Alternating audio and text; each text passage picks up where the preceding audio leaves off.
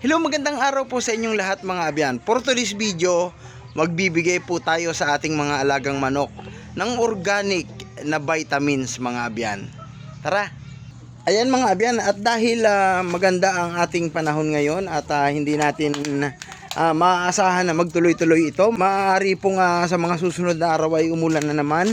Ngayon po ang tamang pagkakataon para magbigay tayo ng supplement o vitamins na organic sa ating mga alagang manok mga abyan. At ngayon po ay pupunta tayo sa ating mga sarili nating tanim dito sa ating mini garden mga abyan, ano. Ayan mga abyan, ito yung ating tanglad, yung mga dahon ng kamote, niyog, tanglad, at saka mayroon tayo ditong nabuhay na yung ating patola mga abyan, no. Yan, mayroon na rin tayo ditong siling haba mga abyan, ano. At ito yung ating mga kamote mga abyan, ano. Ayan, tanglad din po yan. Ito po yung ating mga kamote. Pero hindi po yan ang ibibigay natin sa ating mga alagang manok mga abyan, kundi ito pong mga malunggay mga abyan. Ang malunggay po ay napakayaman nito sa vitamina mga abyan, ano. At saka organic siya mga abyan. Ayan, ito po yung ibibigay natin sa ating mga alagang mga manok mga abyan, ano.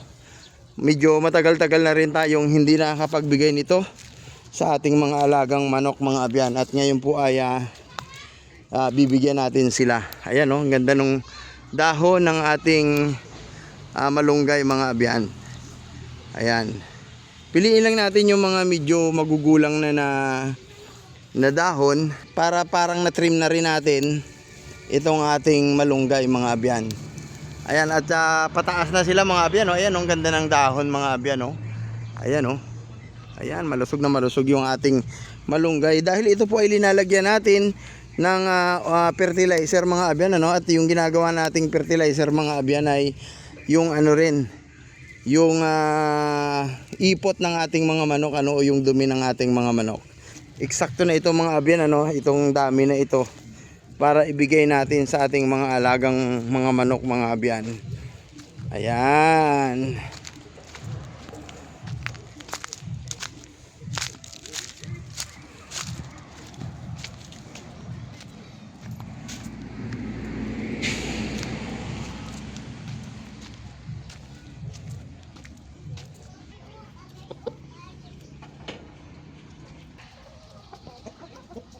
At yan mga abyan, pinagala natin sila.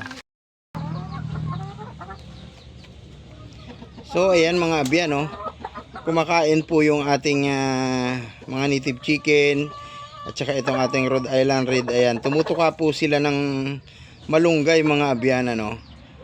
At yan po ay napakaganda sa kanilang katawan mga abyan. Kung sa mga tao mga abyan ay napakasustansya ng malunggay, what more sa mga manok mga abyan, ano, o sa hayop, dahil maliit lang naman yung katawan nila at yung immune system nila ay talagang kayang palakasin ng wonder gulay na malunggay mga abyan, ano. Ayan, tingnan natin yung black astrolorp kung kumakain sila.